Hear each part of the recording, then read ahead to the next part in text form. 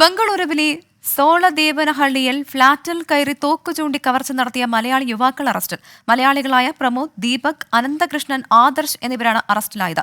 CBI ഉദ്യോഗസ്ഥരാണെന്ന വ്യാജേന ഫ്ളാറ്റിൽ എത്തിയാണ് കവർച്ച നടത്തിയത്. അരുൺ പൂപ്പറമ്പ ബംഗളൂരുവിൽ നിന്ന് ചേരുന്നുണ്ട്. അരുൺ, മലയാളികൾക്കാകെ നാണക്കേടുണ്ടാക്കുന്ന ഒരു സംഭവമാണ്. ബംഗളൂരുവിൽ ഫ്ളാറ്റിൽ കയറി തോക്കു ചൂണ്ടി കവർച്ച നടത്തിയ യുവാക്കൾ എന്തായാലും പിടിയിലായിട്ടുണ്ടല്ലോ. ഇവർ സ്ഥിരം മോഷ്ടാക്കളാണോ? എന്താണ് പോലീസ് പറയുന്നത്? പ്രവിധ ബംഗളൂരുവിലെ സോളദേവനഹള്ളിയിലാണ് ഈ സംഭവം ഉണ്ടായത്. അവിടുത്തെ ഒരു ഫ്ളാറ്റിൽ കയറിയാണ് തോക്ക് ചൂണ്ടി ഭീഷണിപ്പെടുത്തി ഈ മലയാളി യുവാക്കളുടെ സംഘം ഈ കവർച്ച നടത്തിയത്.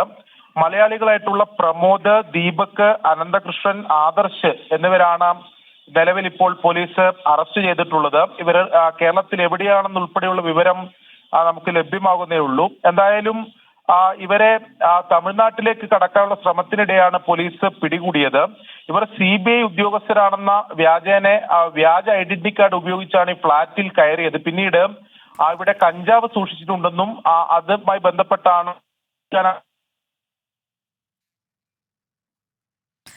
ബംഗളൂരുവിലെ സോളദേവനഹള്ളിയിൽ ഫ്ളാറ്റിൽ കയറി തോക്കു ചൂണ്ടി കവർച്ച നടത്തിയ മലയാളികളായ 4 പേർ പിടിയിലായിട്ടുണ്ട്. വിവരങ്ങളാണ് ബംഗളൂരുവിൽ നിന്ന് അരുൺ പൂപ്പറമ്പ നൽകിയത്. വിധി ദിനത്തിൽ 24 മാജിക് ജൂൺ 4 ചൊവ്വാഴ്ച രാവിലെ 5 മണി മുതൽ 24-ൽ.